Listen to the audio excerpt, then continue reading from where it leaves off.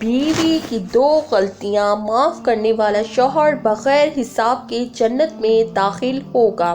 حضرت علی رضی اللہ تعالیٰ عنہ نے فرمایا، بسم اللہ الرحمن الرحیم، اللہ تعالیٰ کی صفات میں سے ایک صفت معاف کرنا ہے، یعنی مجرم، خطا کار اور سزا و عذاب کے مستحق کو معاف کرنے والا اور اس کی نافرمانی، خطاؤں اور گناہوں سے درگزر کرنے والا، جرم، غلطی اور نافرمانی کے باوجود سخت برتاؤ کے بجائے نرمی، محبت سے پیش آنے والا، تمام انبیاء بالخصوص خاتم الانبیاء حضرت محمد مصطفیٰ صلی اللہ علیہ وآلہ وسلم اللہ تعالیٰ کی صفت معاف کرنے کا نمونہ اور آئینہ دار تھے۔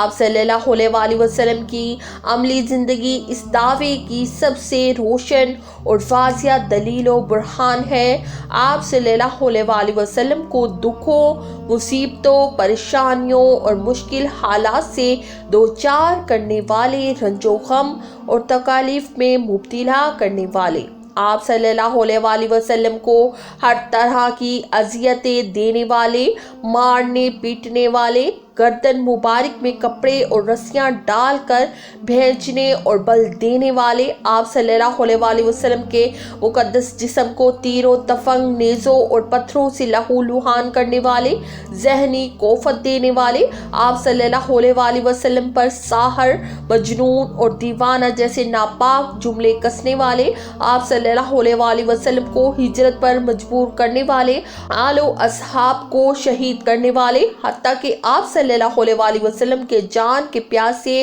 اور کھانے میں زہر دینے والے لوگ جب مفتوح، جنگی، قیدی اور بے بس ہو کر مکمل طور پر آپ صلی اللہ علیہ وآلہ وسلم کی دست رس میں آئے تو آپ صلی اللہ علیہ وسلم نے انہیں نہ صرف یہ کہ دل و جان سے معاف کر دیا بلکہ اپنے سینے سے لگایا اور ان کے لیے اللہ تعالیٰ سے دعائیں کیں۔ یہی وجہ تھی کہ وہ لوگ جو کبھی اسلام کو دیس نکالا دینا چاہتے تھے، اسلام نے خود انہی کے دلوں میں ڈیرا ڈال دیا۔ حضرت ابو ہریرہ رضی اللہ تعالیٰ عنہ سے روایت ہے کہ رسول اللہ صلی اللہ علیہ وآلہ وسلم نے فرمایا، معاف کرنے والے کی اللہ تعالیٰ عزت بڑھا دیتے ہیں۔ حضرت عبداللہ بن عمرو بن عاص رضی اللہ تعالیٰ عنہ سے روایت ہے کہ نبی کریم صلی اللہ علیہ وآلہ وسلم نے منبر پر تشریف فرما ہو کر فرمایا، تم مخلوق پر رحم کرو، اللہ تم پر رحم فرمائے گا، اور تم لوگوں کو معاف کرو، اللہ تعالیٰ تمہیں معاف کرے گا۔ حضرت ابی بن کعب رضی اللہ تعالیٰ عنہ سے روایت ہے کہ رسول اللہ صلی اللہ علیہ وآلہ وسلم نے فرمایا، جو شخص یہ چاہتا ہو کہ جنت میں اس کے لیے محلات تعمیر کیے جائیں اور اس کے درجات بلند کر دیے جائیں تو اسے چاہیے کہ وہ ظلم کے جواب میں عفو و گزر سے کام لے، محروم کرنے والے کو عطا کرے اور قطع تعلقی کرنے والے سے صلہ رحمی کا سلوک کرے۔ حضرت ابو ہریرہ رضی اللہ تعالیٰ عنہ سے روایت ہے کہ رسول اللہ صلی اللہ علیہ وآلہ وسلم نے فرمایا، 3 عادتیں جس شخص کے اندر ہوں گی، اللہ تعالیٰ قیامت کے دن اس سے آسان حساب و کتاب لے گا اور اپنی رحمت کے ساتھ جنت میں داخل فرمائے گا۔ صحابہ کرام رضی اللہ تعالیٰ عنہ نے عرض کیا کہ ہمارے ماں باپ آپ صلی اللہ علیہ وآلہ وسلم پر قربان ہوں، وہ کون سی 3 عادات ہیں؟ آپ صلی اللہ علیہ وآلہ وسلم نے جواب دیا، جو تمہیں محروم کرے تم اسے نواز دو، جو تم سے تعلق توڑے تم اس سے جوڑو، اور جو تجھ پر ظلم کرے تم عفو و گزر سے کام لو۔ جب تم یہ کام کر لو تو جنت میں داخل ہو جانا۔ ناظرین، لوگوں کی غلطیوں کو معاف کرنا رب کریم کا پسندیدہ عمل ہے، کیونکہ اللہ تعالیٰ خود بھی گناہ گاروں کو معاف کرنے والا ہے۔ یاد رہے، شیطان انسان کا ازلی دشمن ہے، شیطان انسان کا کھلا دشمن ہے۔ شیطان ہرگز نہیں چاہتا کہ کوئی کسی کو معاف کرے۔ کوئی بھی مسلمان اللہ تعالیٰ کا پسندیدہ عمل کرے، شیطان یہ ہرگز نہیں چاہتا۔ رسول کریم صلی اللہ علیہ وآلہ وسلم نے فرمایا، तीन बातें जिस शख्स में हो क़यामत के दिन अल्लाह ताला इसे अर्श का ठंडा साया नसीब करेगा। फरमाया तीन बातें जिस शख्स में हो वो शख्स कब्र से सीधा जन्नत में दाखिल होगा। वो शख्स बगैर हिसाब किताब के जन्नत में दाखिल होगा। क़यामत का दिन होगा, नफ्सा नफ्सी का आलम होगा, हर बंदा हाय हाय पुकार रहा होगा। फरिश्ते कहेंगे वो खुशकिस्मत इंसान कौन है जिसके अंदर तीन बातें मौजूद थीं। जन्नत के तमाम दरवाजे खुले हैं, वो शख्स जिस दरवाजे से चाहे दाखिल हो जाए। सहाबा कराम ने अर्ज़ की, या रसूल अल्लाह सल्लल्लाहु अलैहि वसल्लम, अल्लाह वो तीन बातें कौन कौन सी हैं? फरमाया, नंबर 1, जो तुम्हें महरूम करे तुम इसे अता करो। नंबर 2, जो तुमसे ताल्लुक़ तोड़े तुम इससे ताल्लुक़ जोड़ो।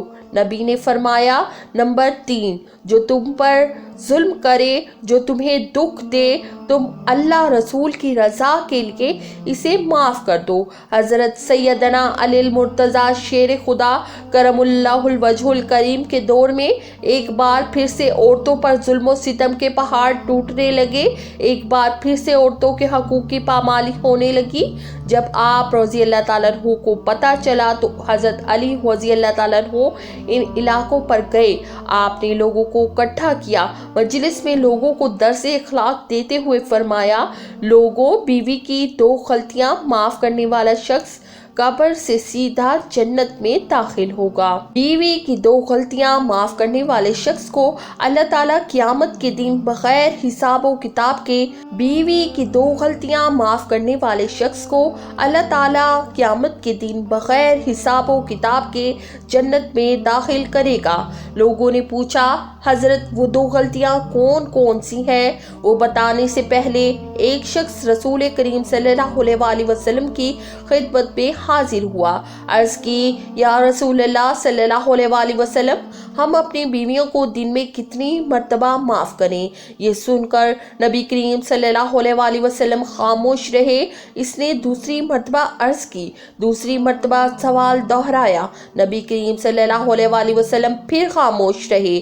जब इसने तीसरी मर्तबा यही सवाल दोहराया, या रसूल अल्लाह, हम अपनी बीवियों को दिन में कितनी मर्तबा माफ़ करें? तो नबी करीम सल्लल्लाहु अलैहि वसल्लम ने फरमाया, दिन में 70 मर्तबा अपनी औरतों को माफ़ करो, गलतियों को माफ़ करो।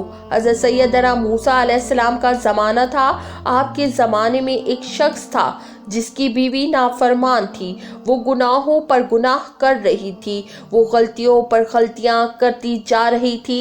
जब भी शौहर की नाफरमानी करती, नाफरमानी करने के बाद, गलती और गुनाह करने के बाद अल्लाह से तौबा करती, अल्लाह मुझे माफ़ कर दे। अल्लाह से तौबा करने के बाद वो अपने शौहर के पास आती, हाथ जोड़कर कदमों पे बैठ के माफ़ी की भीख मांगती कि मुझसे गलती हो गई, मुझे माफ़ कर दो, मुझसे खता सरजद हो गई, मुझे माफ़ कर दो। इसका शौहर इसकी कोई भी गलती माफ़ नहीं करता था, उल्टा सज़ा ये देता था कि इसका खाना पीना बंद कर देता।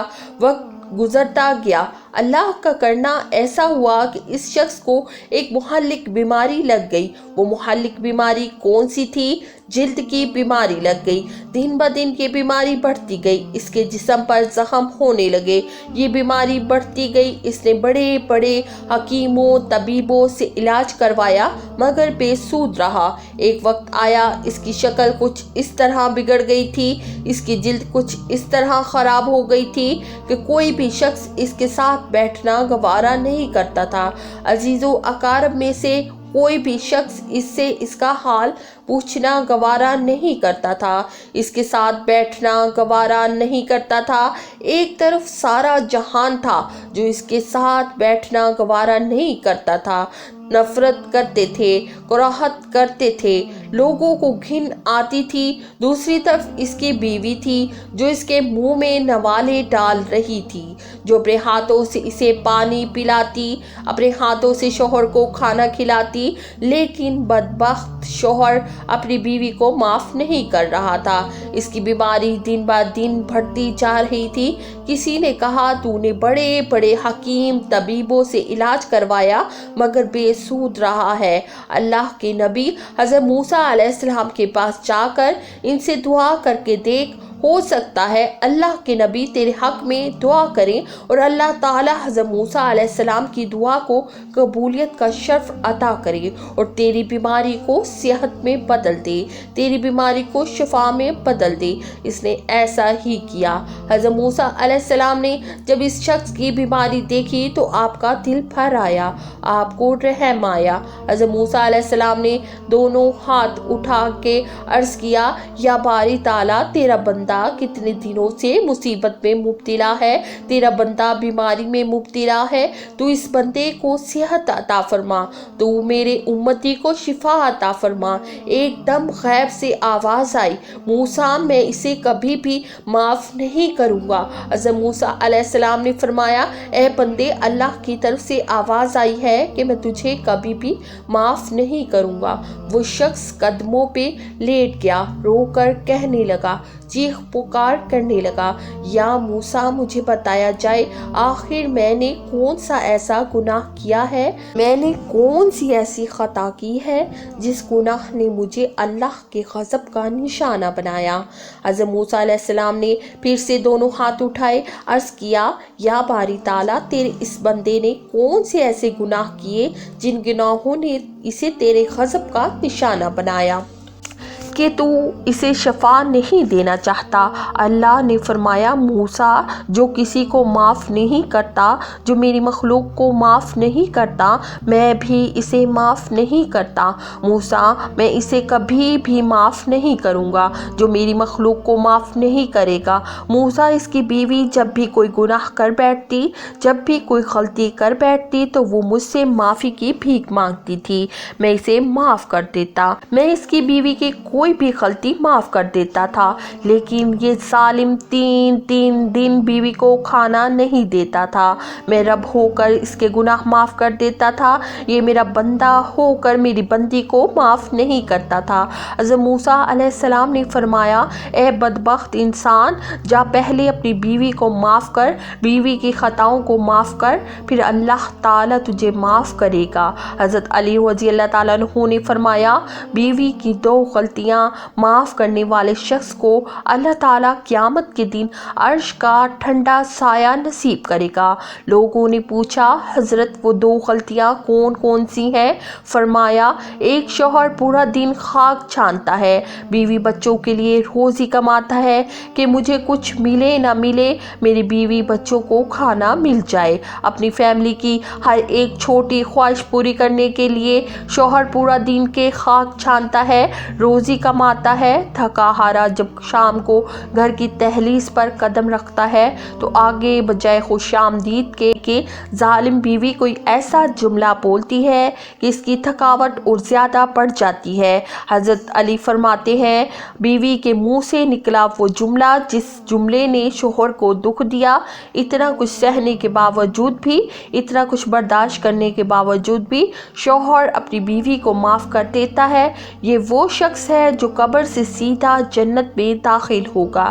فرمایا، دوسری غلطی، جب ایک شوہر اپنی بیوی کو کہتا ہے کہ کیا تو مجھ سے محبت کرتی ہے تو وہ آگے سے کہتی ہے، نہیں نہیں، میں تجھ سے نفرت کرتی ہوں۔ حضرت سیدنا عمر فاروق رضی اللہ تعالیٰ عنہ کو پتہ چلا کہ کسی عورت نے اپنے شوہر کو کہا کہ میں تجھ سے نفرت کرتی ہوں۔ حضرت عمر فاروق کو جیسے ہی پتہ چلا، آپ نے فرمایا، جاؤ اس عورت کو لے کر آؤ۔ عورت حضرت عمر فاروق کے سامنے آئی۔ حضرت عمر فاروق نے پوچھا، تو وہی عورت ہے جس نے اپنے شوہر کو کہا کہ میں تجھ سے نفرت کرتی ہوں، محبت نہیں کرتی؟ اس نے کہا، حضرت میں نے تو سچ بولا ہے، میں اس سے نفرت کرتی تھی۔